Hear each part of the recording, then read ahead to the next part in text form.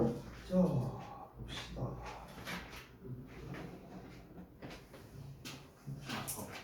부장 찍어야겠다. 오늘이 며칠인가? 오늘 9일인가요? 9일.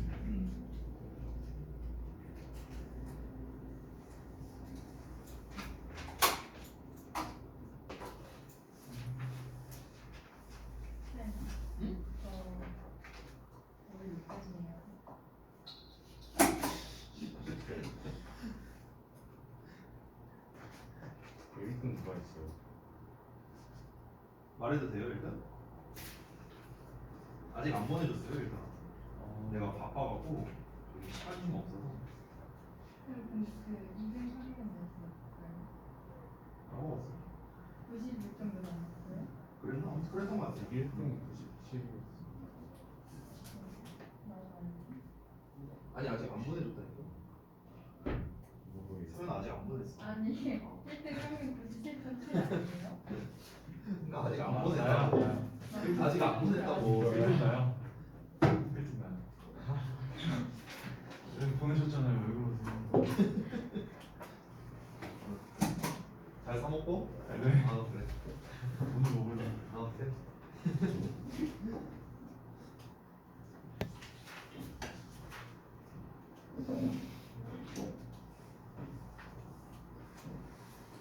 자,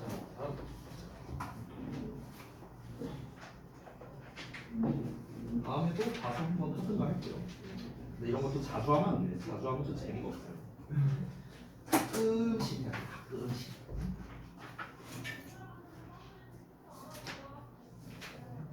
그리고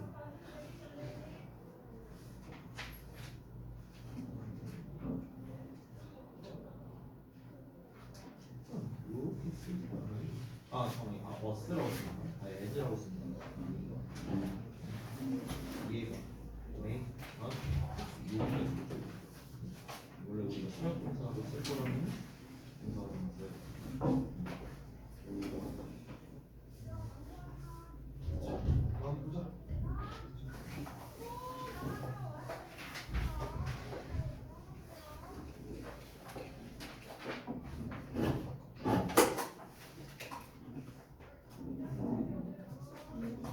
오늘은 좀 데일리가 쉬웠나 보네요. 다들 잘했네. 3번만 줘.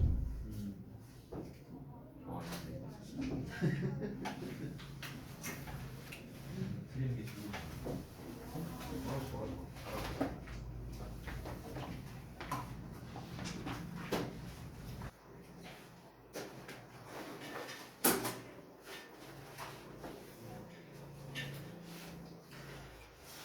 정도로는 어필하면 안 되지 이제. 응?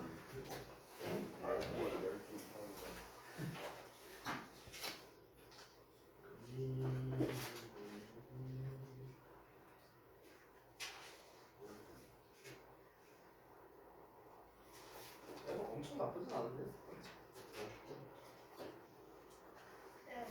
A 다 맞아야 돼요? 그렇지는 않아요. 99% 맞으면 돼요. 아니 다 99점이면 100점 벌어주고. 완전 게 저희 문제가 92개가 아니셨어요. 99%. 아 그리고 이제 저는 뭐 맞았다 틀렸다도 중요한데 이제 여러분이 기존에 쓴 답을 보고 이제 판단을 해요. 어떤 식으로 접근을 했는가. 응?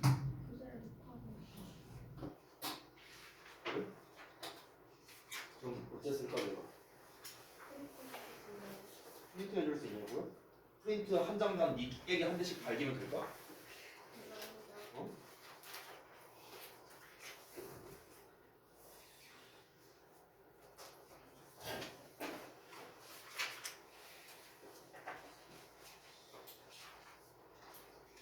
앞에 안 돼 있는 건 뭐야? 책 새로 아,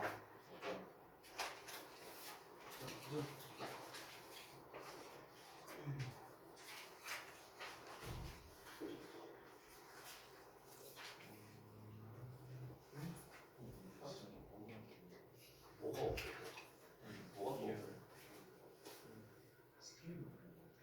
그게 뭐가 억울해? 네가 잘못 본 거야.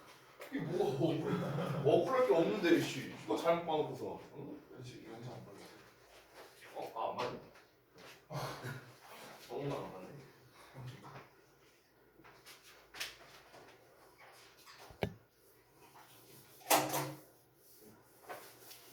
자, 수고들 했고요.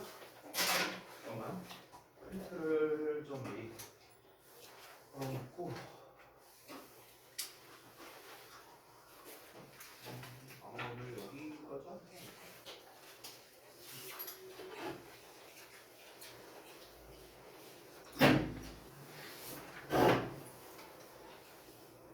걸어놨으니까 데일리 테스트 피드백 먼저 하고 잘 할게요.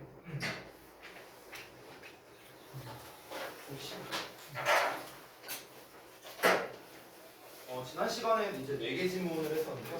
4개 지문 다 내면 조금 분량이 많으니까 3개 지문 정도만 넣었습니다. 자, 첫 번째부터 볼까? 첫 번째 내용이 일단 문제를 먼저 읽어보자면 이제 제목을 이제 맞추는 건데 일반적으로 제목 같은 경우는 전에도 말했지만 보통 구회 버전으로 좀 많이 나와요. 문장 버전보다는요. 자, 그래서 일단 내용을 좀 기억을 해야겠죠? 내용이 뭐였는가? 초반 내용을 봤을 때 인간은 이제 타고난 욕구에 유도된다라고 했었죠. 뭐였습니까? 관계를 형성하고 유지하려고 하는.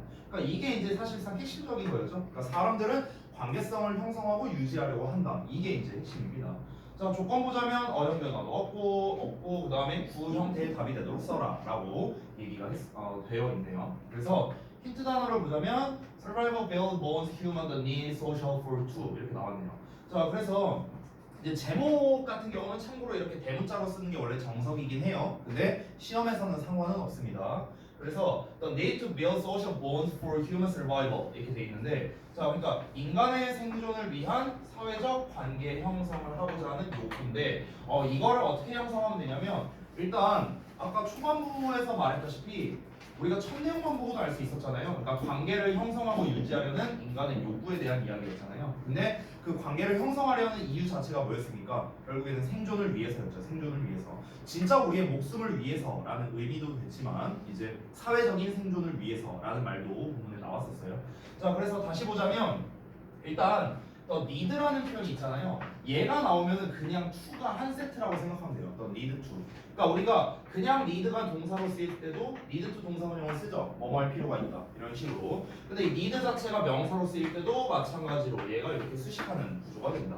그래서 need to가 일단 한 세트가 되겠고요. 그 다음에 동사원형으로 쓸 수 있는 건 build밖에 없죠. 그래서 쌓는 건데 뭘 쌓겠어? 당연히 사회적 관계를 쌓는 거겠죠. 남는 거는 이제 남은 거 써주면 되겠고, 그렇죠? 이렇게 해결할 수 있고. 자, 그 다음에 두 번째로 넘어가서 자, 처음에는 이제 포유류 얘기가 나온 것 같지만 실제로는 이제 얼룩말의 이야기였죠.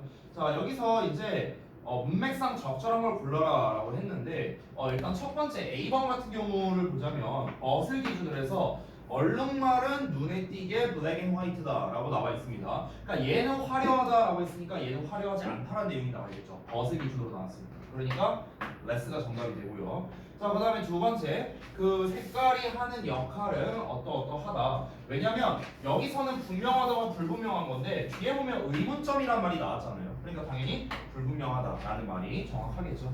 자, 그 다음에 세 번째, 그가 이론을 하나씩 포함시켰다 제외시켰다. 아니, 포함시키면은 개수가 많아지잖아. 즉 얼룩말이 왜 블랙 앤 화이트인지 이유가 여러 가지가 되겠죠. 그게 아니라 이러한 이론들을 하나씩 제거해 나갔다라는 의미이기 때문에 excluded가 정답이 되겠다. 본문에서는 ruled out이라고 나왔었어요. 기억나요? 자, 그 다음에 세 번째 보겠습니다. 요약문. 자, 얘 같은 경우는 이제 또 어떤 내용이었는가 한번 좀 보자면 이게 이제 이제 처음에는 이제 뭐 캐나다에 이제 가고 뭐 모피무역 뭐 이런 얘기가 나와서 모피무역에 대한 이야기가 이렇게 봤는데 실제로는 그렇지 않았죠. 그러니까 이 사람들의 어떤 생활 양식을 통해서 이제 뭘 알게 되었는가. 그래서 이걸 어떻게 다른 분야에 적용했는가. 뭐 이런 내용이 나왔었습니다. 자, 그래서 요약문이었는데 자, 보자면 역시나 조건도 단순합니다. 그냥 순서 배열하면 되는 거예요. 자, 이렇게 요약형이 나올 때 제가 항상 말씀드리는 게 두 가지를 말씀드렸죠. 내용 파악이 돼야 되고 조건 확인을 해야 돼서 이걸 기반으로 우리가 요약문을 완성을 하는 건데 특히 조건을 확인할 때는 동사 위주로 잘 확인하라 라는 얘기를 했습니다. 일단은 주어가 curiously잖아요. 호기심. 이 글의 핵심 소재였죠. 자, 그럼 여기서 동사처럼 생긴 놈을 찾아보자면 discover 나와 있고요. make 나와 있습니다. 요 정도 나와 있네요. 자, 그러면 여기에서 지금 명확하게 우리가 동사라고 말할 수 있는 거는 makes밖에 없거든요. 왜냐면 discover 같은 경우는 우리가 원형 부정사로 쓸 수도 있고 아니면 투부정사로 쓸 수도 있잖아요. 그렇죠? 그렇기 때문에 정확한 동사는 얘라고 할 수 있습니다.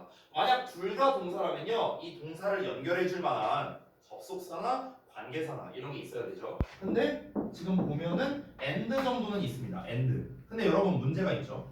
만약 and로 이 두 개를 연결하려 한다면 같은 형태여야 될 거 아니야. 그렇지? 근데 얘는 3인칭 단수형이고 얘는 동사원형이잖아. 그렇지? 그러니까 이 두 개를 and로 연결할 수가 없다라는 거죠. 됐어? 그러니까 얘만 동사가 되는 거야. 그러면은 여기에서 우리가 병렬로 연결할 수 있는 게 뭐가 있을까? 일단 명사끼리 뭐 이렇게 연결을 한다거나 아니면은 동사 원형 얘랑 연결하려면 여기 to C랑 연결하거나 이럴 수 있겠죠. 그렇죠? 자, 그래서 한번 볼 건데요. 일단 호기심이랍니다. 근데 다짜고짜 호기심이라고 해버리면 뭔 호기심인지 알 수가 없죠. 그래서 이에 대한 부연 설명을 해주는 게 여기까지가 나와 있는 거예요. 자, 그래서 to say the things in an extraordinary way. 자, 특별한 방식으로 사물을 바라보고자 하는 호기심이라고 나왔고요. make 나왔으니까 make 목적어 동사원형 그리고 여기서도 동사원형 이렇게 나온 거죠. and 기준으로 이렇게 두 개 나왔습니다. 그래서 discover랑 to see가 아니라 지금 다른 나와 있는 innovate 요 놈과 지금 짝이라는 게 확인이 됐네요. 그래서 호기심이라는 건 우리로 하여금 뭔가를 이제 혁신하게 하고 그리고 발견하게 한다는 거죠. 새로운 무언가를. 요 부분이 사실은 큰 문제가 아니라 아마 여러분한테는 요 부분이 조금 더 어렵지 않았을까 생각이 듭니다. 이렇게 다짜고짜 뭐 호기심이라니 무슨 뭐 능력이라니 무슨 뭐 가능성이라니 막 몇단 말들이 있죠. 그러니까 이런 것들이 나오면은 아니 무슨 능력, 무슨 호기심, 무슨 가능성을 말하는 건데. 그래서 대부분 이런 표현이 나오면 이 수식해주는 녀석이 나오겠구나라고 여러분이 짐작하시면 좀 더 수월하게 할 수 있을 것 같아요. 자, 그래서 데일리는 이 정도로 마무리를 하고요. 오늘 이제 다음 진도를 볼 건데 우리가 5단원이네요. 분사 파트. 지난번에 살짝 했었거든요. 살짝. 네.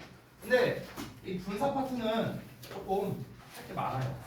그래서 오늘 아마 그 뒷진도까지는 못 나갈 것 같고 딱 5단원 하면 끝나지 않을까 이렇게 생각이 드네요. 그래서 62쪽에 이제 분사의 기본적인 것들 그리고 64에서 분사의 좀 특수사항들 그리고 66쪽에 분사 구문에 68쪽에 분사 구문의 주의사항까지 나와 있습니다. 요거를 다 할 수 있을런지 모르겠네요. 일단 최대한 한번 해볼 건데 우리가 지난번에 배웠던 거를 좀 복습을 할 겁니다. 복습하고 그리고 이 책에 있는 순서대로 분사에 대해서 한번 알아볼 건데 자 얘는 필기할 게 좀 많죠? 그래서 오늘은 오래간만에 테스트를 좀 실시할 겁니다. 숙제로요. 알겠죠?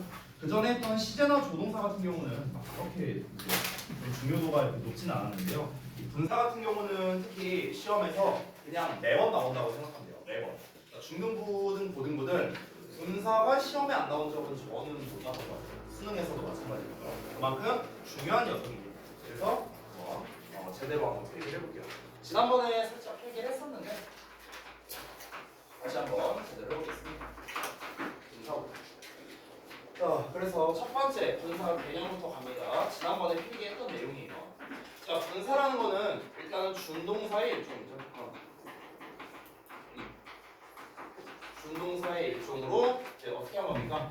동사를 형용사로 변형시킨 형태이거든. 동사를 형용사로 나누었다. 그래서 나뉘어진 말 해갖고 우리가 분사라고 불렀었습니다. 그래서 분사를 영어로 우리가 participle이라고 하는데 거기에서 part라는 말이 들어가 있죠. 일부분을 나타내는 말. 동사에서 파생되어서 나뉘어진 말. 그래서 분사 이렇게 정의가 된 겁니다. 자, 그러면 지금 제가 여기다 썼다시피 분사의 품사는 형용사입니다. 형용사. 그러면 분사가 해야 되는 역할은 무엇일까요? 다시 한 번만 써보자면 형용사의 역할을 하기 때문에 문장에서는 두 가지의 역할을 하겠죠. 바로 첫 번째는 뭡니까? 명사를 꾸며주는 거겠죠. 명사 수식. 두 번째는 보어 역할을 한다. 그러니까 분사는 언제나 이렇게 두 가지의 역할을 한다라고 보시면 될 것 같아요. 자, 그럼 이제 가장 중요한 세 번째가 바로 종류와 해석이 되겠죠. 이것도 지난번에 필기했었습니다. 한 번 더 써보는 거예요. 자, 종류와 해석을 한번 알아보자면 두 가지로 나뉘어졌죠. 어떻게? 현재 분사라는 녀석, 그리고 두 번째 과거 분사라는 녀석. 일명 우리가 past participle 줄여서 PP라고 부르죠. 자, 그래서 일단 기본적으로 여러분 잘 아시다시피 현재 분사는 ing형이고, 과거 분사 같은 경우는 우리가 일반적으로는 ed 붙인 형태이지만 불규칙적으로 변화되는 경우도 있습니다.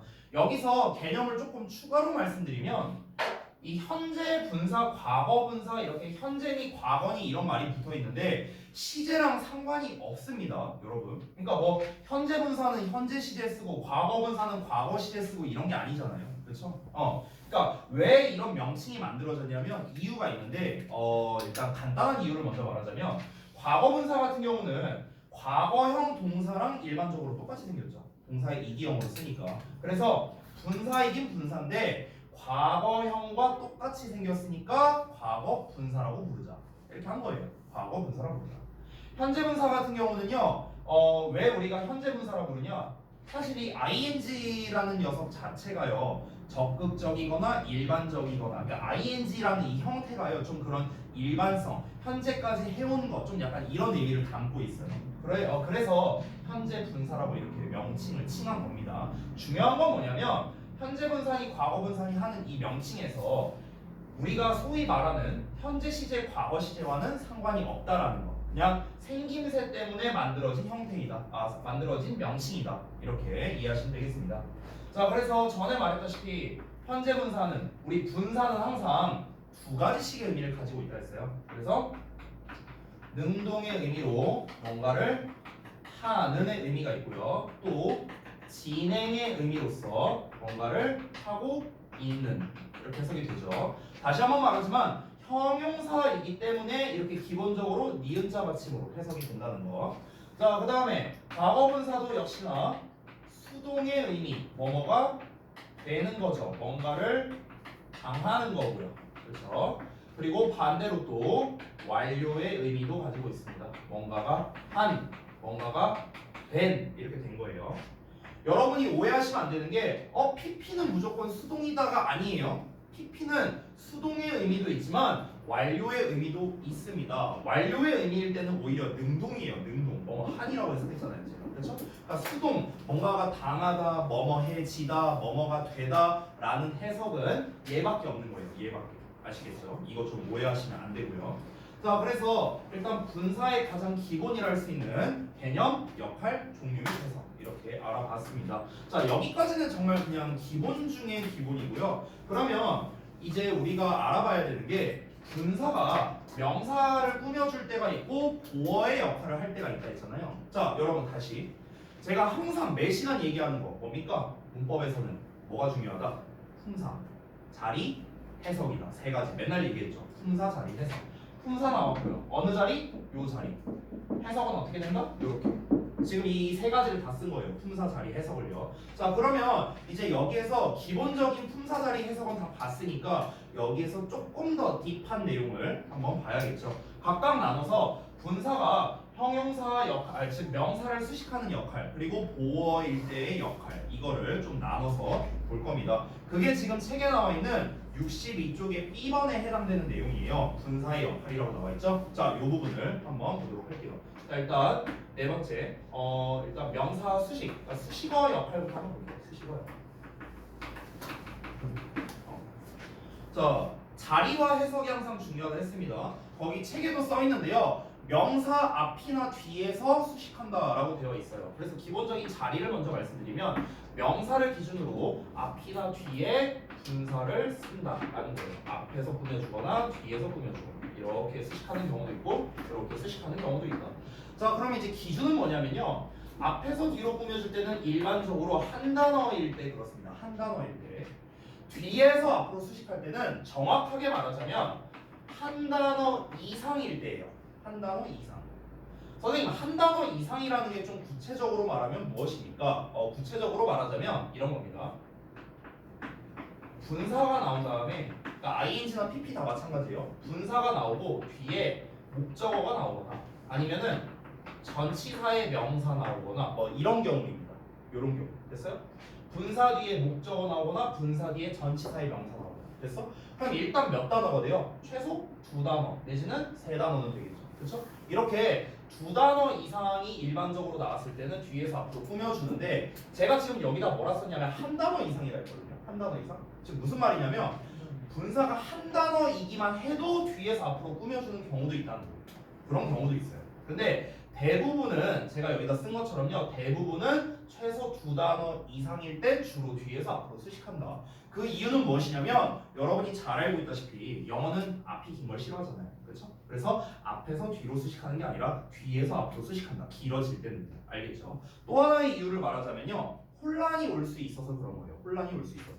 만약에 ing가 나오고 목적어라는 이 덩어리가 있다고 쳐봐. 근데 얘가 명사를 꾸며주려고 하는데 뒤에 이렇게 명사가 나온다고 쳐봐. 그럼 이 명사가 요 놈의 뭐 간접 목적어, 직접 목적어인지 뭐 아니면 진짜 수식을 하는 건지 이게 혼동이 오잖아요. 그렇기 때문에 우리가 이렇게 여러 단어로 묶여있을 때는 뒤에서 앞으로 수식하자라고 혼란을 없애기 위해서 그렇게 약속을 한 겁니다. 자, 그래서 해석은 아까 말했다시피 요거에 각각 맞게끔 해석을 하시면 되겠습니다. 특히 한 가지를 더 추가로 말씀드릴게요. 여기서 암장 표시하고 좀 이제 그 추가 사항이라고 제가 쓸게요. 추가 사항. 여러분이 좀 아셨으면 좋겠는 게 뭐냐면 특히 이 분사가 이렇게 뒤에서 앞으로 수식하는 경우도 있죠. 이렇게 수식하는 경우에는요. 우리가 요 분사와 명사 사이에 뭐가 생략돼 있냐? 주격, 관계, 대명사랑 비동사가 생략되어 있다라고 봅니다. 알겠죠? 주격, 관계, 대명사와 비동사가 생략되어 있다. 분사가 뒤에서 앞으로 수식할 때 뭐다? 생략되어 있는 거예요. 얘가. 그러니까 똑같아요. 얘를 넣어도 해석이 똑같습니다. 다만 차이점은 뭡니까? 여러분 분사라는 거는요 구거든요. 주어 동사가 없으니까. 근데 관계대명사란 건 잘 아시다시피 절의 형태예요. 절의 형태. 그러니까 절의 형태로 쓸 거냐 아니면 얘를 빼고 구의 형태로 쓸 거냐 요 차이가 있는 거지 해석은 사실상 똑같다라는 겁니다. 그래서 요것만 추가적으로 알아주시면 좋을 것 같아요. 자, 그래서 수식어 역할에 대한 기본은 요 정도로 하는데 자, 책에 나와 있는 그 B번에 소문자 A 부분 보시면 아래 이렇게 그 보라색 같은 걸로 글씨가 써 있는 게 보일 거예요. 보이시나요? 그 부분을 잠깐 읽어보자면 수식어구를 동반하는 분사구가 명사를 뒤에서 수식할 경우 명사와 분사 사이에 주격 관계대명사와 비동사가 생략된 것으로 볼 수 있다. 나와 있죠. 이거 설명한 거예요. 이거. 알겠죠? 심플하게. 자, 그 다음에 두 번째 서술적 용법이라고 나와 있는데요. 그 부분을 좀 말씀드릴게요. 여기 좀 지우고요. 자, 5번으로 쓰겠습니다. 보어 역할이에요. 보어 역할.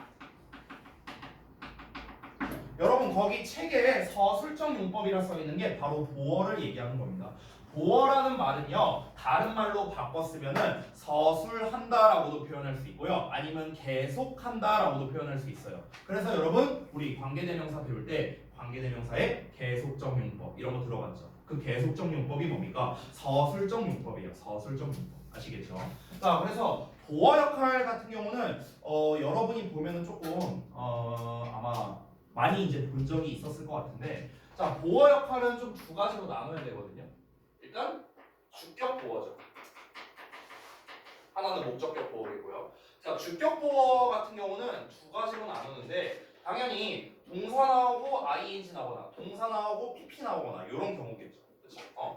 동사 나오고 ing 나와요. 또는 동사 나오고 pp 나옵니다. 그러면 여기에 있는 얘네들이 각자 무슨 역할? 보어의 역할을 하는 거예요. 보어의 역할. 여러분 제가 보어 역할이란 이 보어라는 말을 말할 때마다 설명드렸던 게 있었는데 한 번 더 말씀드리면 여러분 보어라는 건 상태를 말하는 거라고 했어요. 상태. 알겠죠? 그러니까 주격 보어는 주어의 상태를 말해주는 거고요. 목적격 보어는 목적어의 상태를 말해주는 거야. 더 쉽게 말하자면 정말 쉬운 예시로 한 번 더 써볼게요. She's a student라고 했어. 그럼 우리가 흔히 구문분석 할 때 이런 식으로 구문분석 하잖아요. 그렇죠? 그러면 여기에 나와 있는 a student를 원래 어떻게 해석하는 게 맞냐면 우리는 보통 그녀가 학생이다로 해석하잖아. 맞아요. 당연히 그 해석이 맞는데 이 보어라는 거는 앞에 나와 있는 주어의 상태를 설명하는 거기 때문에 그녀가 학생인 상태이다예요. 학생인 상태이다. 됐어? 만약에 she is pretty에도 마찬가지야. 형용사 뭐를 썼을 때도 그녀가 예쁜 상태이다라는 거예요. 아시겠죠? 그래서 다시 한번 말하지만 도어라는 건 상태를 말하는 겁니다. 주어가 지금 현재 어떤 상태인가? 주어가 ing 하는 상태로 동사를 하는 거고요. 주어가 pp된 상태로 동사를 하는 거예요. 알겠죠? 해석할 때. 그래서 해석을 여기다 각각 써드리자면요. 다시 한번. 기본은 뭡니까? ing 한 상태로 동사하다가 되는 거야. 알겠니? pp가 나오면 뭐야? pp 된 상태로야. pp 된 상태로 동사하다가 되는 거예요. 일단 이게 기본이에요. 이게 일단 기본이야.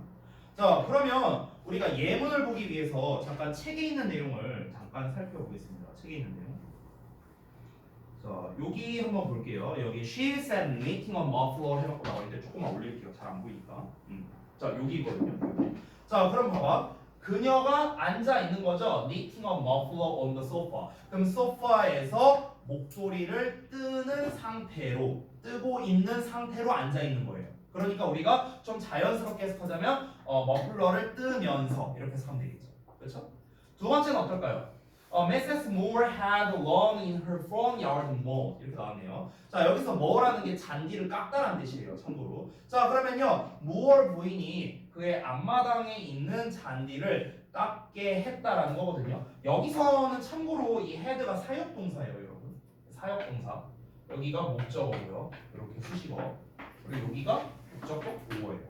됐어? 그러니까 우리가 아직 안 쓴 이제 목적격 보어에 대한 이야기가 나온 건데 지금 그러면 어떻게 된 겁니까? pp된 상태로 가졌다는 거거든. 직역을 하자면. 그래서 앞마당에 있는 그런 이제 잔디가 깎이게 된 상태로 가지고 있었다가 되는 거야. 직역을 하면. 됐어요? 그래서 중요한 건 뭡니까? 목적어가 이 상태라는 거죠. 잔디가 깎이게 된 거죠. 무얼가 깎인 게 아니라. 그렇죠? 그러니까 목적어가 깎인 거죠. 그래서 목적격 보어가 된 겁니다.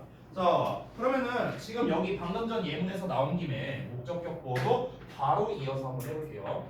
자, 목적격 보어 자리에 분사가 이제 쓰이는 경우는 방금 전에 봤다시피 대표적으로 사역동사나 지각동사 이런 애들이 주로 많이 나옵니다. 어쨌든 형태로 좀 보여드리자면 형태는 동사, 목적어, 그 다음에 목적격 보어 이렇게 나오겠죠. 그렇죠?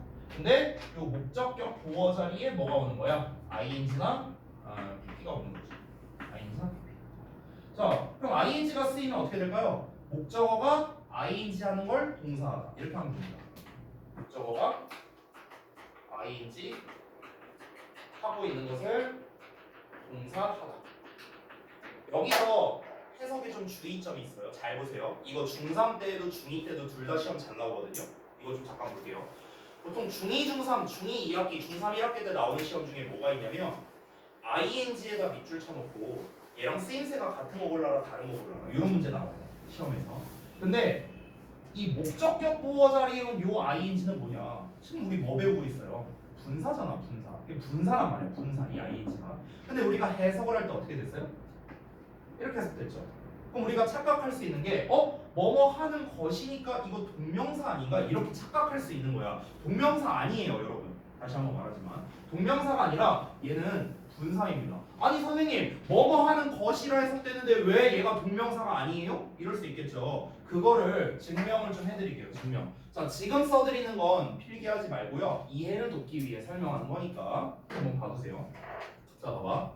여러분, 우리가 오형식 구조에서 이 보어 자리에는 결국에 올 수 있는 건 두 개밖에 없어요. 명사 아닌 형용사입니다. 맞죠? 자, 그러면 명사가 오면은 이 목적어와의 관계가 어떻게 되는 거냐면 이때는 동격 관계가 돼요. 동격 관계. 얘와 얘가 똑같다가 되는 거야. 자, 근데 형용사가 오면은요. 얘에 대해서 서술 관계가 됩니다. 서술 관계. 여러분, 제가 오형식 구조 말할 때마다 제일 많이 말했던 게 뭐죠? 제일 중요한 거. 오형식에서. 까먹었어요? 주어 동사 관계이다. 맨날 얘기하는 거잖아. 그렇죠? 이거 맨날 얘기하는 거. 그럼 내가 주어 동사 관계라고 말할 때 얘를 동사처럼 보라고 했던 이유가 뭐냐면요. 얘가 동사처럼 해석이 되니까 그런 거예요. 여러분, 동사처럼 해석이라는 게 뭘까요? 서술의 의미를 갖는다는 거예요. 서술의 의미. 우리가 동사를 다른 말로 뭐라 해요? 서술어라고 그러잖아. 서술어. 그렇죠? 그러니까 내가 일반적으로 여태까지 주어 동사 관계가 얘를 동사처럼 해석해라 라고 했던 거는요, 대부분의 목적격 보어는 형용사의 역할을 하기 때문에 그렇습니다. 우리가 전에 투부정사 배울 때 어땠어요? 투부정사 배울 때 동사, 목적어, 투부정사 이렇게 나오잖아. 예를 들어 어가우, 목적어, 투부정사 이렇게 나왔어. 그럼 이때 투부정사는 역할이 뭐냐는 거야. 명사, 형용사, 분사 셋 중에 하나일 거 아니야. 그럼 뭐냐? 형용사예요. 형용사. 왜냐면 얘가 이 행동을 하도록 허용하는 거잖아요. 그렇죠? 그럼 얘가 이 행동을 한다. 동사처럼 해석이 되고 있죠. 그러니까 형용사예요. 엄밀히 말하면. 아시겠죠? 자, 그래서 여러분 다시 한번 말하지만 여기서 ing가 만약에 동명사라면 명사가 돼버리죠. 그럼 어떤 일이 벌어집니까? 앞에 있는 목적어와 이 동명사가 동격이 돼버리는 거야. 둘이 동일 인물이다 이렇게 돼버리는 거야. 동일 인물이다. 됐어? 아니 예를 들어서 우리가 see the man crossing the street 이렇게 나왔어요. 그럼 우리가 자연스럽게 해석할 때는 그 남자가 길을 건너는 것을 본다 이렇게 해석할 거 아니야. 그럼 지금 얘를 해석을 어떻게 했어? 길을 건너는 것을 마치 동명사처럼 해석했죠? 근데 그러면은 길 건넌다는 행동과 그 남자가 똑같은 사람이에요? 아니잖아. 그게 아니라 이 남자가 길을 건넌다는 행동을 하는 거잖아요. 행동을 하는 거, 서술하는 거죠. 그러니까 얘는 뭡니까? 형용사, 즉 분사가 되는 거예요. 분사가. 우리가 해석상 자연스럽게 하다 보니까 ing 하는 것을 이렇게 될 뿐이지 실상은 뭐다? 분사예요. 분사. 다시 말하지만 알겠죠? 그래서 이게 주의해야 되는 게 시험에서 나왔을 때 이 오형식 구조의 ing가 나왔는데 여기 밑줄 딱 쳐져 있어. 우리말로 해석해보니까 너무 하는 것으로 해석되네? 동명사네? 이렇게 해버린다. 이게 아니에요.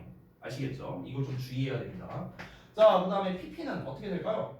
목적어가 pp 되는 것을 동사하다. 이렇게 해석되는 거지. 됐어? 그러니까 주격보어랑 목적격보어일 때 약간 해석적 차이가 있죠. 이 ing한 상태로 뭔가를 하는 거고 pp 된 상태로 하는 거고 얘도 똑같아요. 얘도 상태이긴 합니다. 그러니까 ing한 상태인 것을 보는 거죠. 근데 그 ing한 상태가 목적어가 이 상태라고요. 목적어가 뭐뭐 된 상태라고. 이거를 동사하는 거죠. 됐어요? 이렇게 보어 역할로 두 가지로 나눠서 한번 살펴봤습니다. 자, 그리고 세 번째로 넘어가서 C에 나와 있는 형용사화된 분사라고 써 있는 게 있거든요. 요거를 한번 볼게요. 자, 저는 제목을 좀 다르게 쓸 겁니다. 형용사화된 분사가 아니고요. 저는 감정 분사라고 쓸게요. 감정 분사. 감정 분사. 그러니까 지금 거기 설명에도 나와 있는데 여러분 그 설명을 잠깐 읽어볼까요? 뭐라고 나와 있죠? 감정의 원인을, 그렇죠? 감정의 원인을 나타낼 때는 현재 분사. 사람이 느끼는 감정을 나타낼 때는 과거 분사를 쓴다. 이렇게 나와 있죠. 그러니까 지금 거기 표에 나와 있는 것들이 전부 다 감정에 관련된 표현들이다라고 보시면 되겠습니다. 자, 여러분 감정 분사도 어쨌든 간 분사입니다. 따라서 보어 역할도 가능하고 명사 수식도 가능해요. 근데 제 개인적인 생각, 그러니까 요새는 잘 모르겠는데 저 때만 하더라도 그때 이 감정 분사를 설명할 때 학교에서 이렇게 설명하는 경우가 많았어요. 아직 쓰지 마세요. 그러니까 어떻게 설명하냐면 사람이 주어로 나오면 PP를 써야 되고 사물이 주어 나오면 뭐 ing를 쓴다. 뭐 이렇게 가르치는 경우가 있어요. 요새도 혹시 이렇게 가르치나요? 배워본 적 있어요? 전에 한번 아 그래요? 저는 이거 극혐합니다. 아니, 제 개인 의견이에요. 뭐 가르치는 스타일은 다를 수 있지만 왜 그러냐면요. 일반적으로는 이게 맞아요. 일반적으로 맞는데 여러분 만약에 사람이 PP형이고 사물이 ing라는 보장이 어디 있어요? 100% 그런 게 어디 있어? 그럼 사람은 항상 감정을 느끼기만 하나요? 사람이 감정을 유발할 수도 있는 거 아니에요? 그렇잖아. 내가 예를 들어서 저기 뭐야 단어 이번 그 대회를 소윤이가 1등을 했는데 소윤이한테 내가 아직 안 줬어요. 깜빡했어요. 너 1등 했어. 저잖아요. 이제 사실을 말할 때가 된 거 같아. 아무튼간 근데 아직 안 줬어. 근데 내가 이 상태에서 이제 소윤이한테 소윤아 1등 잘했어. 근데 선물 안 줄래. 나 돈이 없어. 이렇게 말했어 내가. 그럼 이제 어떻게 하는 거야? 빡치게 만드는 거잖아. 그렇죠? 그러니까 이거는 감정을 유발하는 거잖아요. 아니 그럼 사람이 감정을 유발하는 게 되는 것도 아니에요? 그렇지 않아? 그러니까 무조건 사람이라고 이기고 사물이면 ing다? 라는 이 멘트 자체는 저는 개인적으로 안 맞는 것 같아요. 그럼 여기 사물이라고 했는데 여기서 동물도 보통 포함되겠죠? 그럼 동물이 감정을 항상 유발하기만 하나요? 동물은 그럼 감정이 없어요? 없어요. 동물이 감정이 없다고요?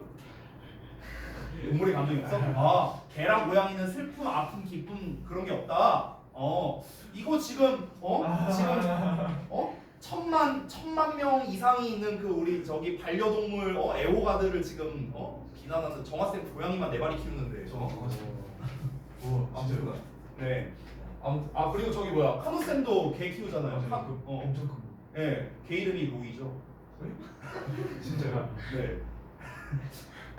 개 이름이 로이예요. 그럼 앞으로 로이 반복 이런. 아니 저기 카노쌤이 한번 보여준 적이 있었어요. 그 영상을 그 도베르만이거든요. 사냥개요, 사냥개. 근데 이제 가끔씩 그럴 때가 있어요. 이제 퇴근할 때 집에 가서 뭐 하냐 내가 이렇게 물어보면 일단 강아지 밥 줘야죠 이러는 거야. 그래서 내가 뭐라 했냐, 걔를 강아지라고 부르지 마 이랬어요. 아니 걔가 이만해요. 이게 무슨 강아지야. 아니 눈다만한데. 사진 보니까 막이 눈망이 나와. 네네. 사냥개라니까요. 도베르만이라니까. 그 왜 우리 그 마약 탐지견 막 이런 거 있잖아요. 그게 도베르만 아니에요? 내가 알기로는 그런데. 그런 사냥견이면 사냥견. 근데 이제 예전에 그 영상을 이제 한번 보여준 적이 있었는데 이게 애랑 이제 애라고 하면 안 되지. 그 개랑 이제 어디 산책 같은 거 나가서 그 뭐라고 하지? 이렇게 원반 같은 거 이렇게 하고 막 하고 이렇게 무는 거 있잖아요. 그런 걸 하는 거야. 그래서 슉 던지더니 로이 물어와 로이 막 이런 거야. 내가 막 달려서 팍 해갖고 로이 잘했어 막 이런 거야. 그걸 왜 나한테 보여주는지 모르겠어요. 그 영상을 굳이 나한테 보여주면서 그래갖고 내가 그랬죠. 선생님 이걸 나한테 보여준 저희가 뭐예요? 이러면서 아무튼 뭐 그랬던 적이 있어요. 심지어 주민등록증 같은 것도 있어요. 맞아요. 방황이 있어요. 전 몰랐거든요. 근데 거기에 로이라고 써 있어. 그래서 기분이 좀 이제 욕으로서 말하는 게 아니라 좀 개 같았어요 제가. 욕으로 말한 거 아니에요. 개니까. 욕 아닙니다 여러분. 오해하지 마세요. 자 어쨌든. 그 선생님이랑 만나기 전에 지으신 이름이죠? 그렇죠. 지금 키운 지 오래됐으니까. 네.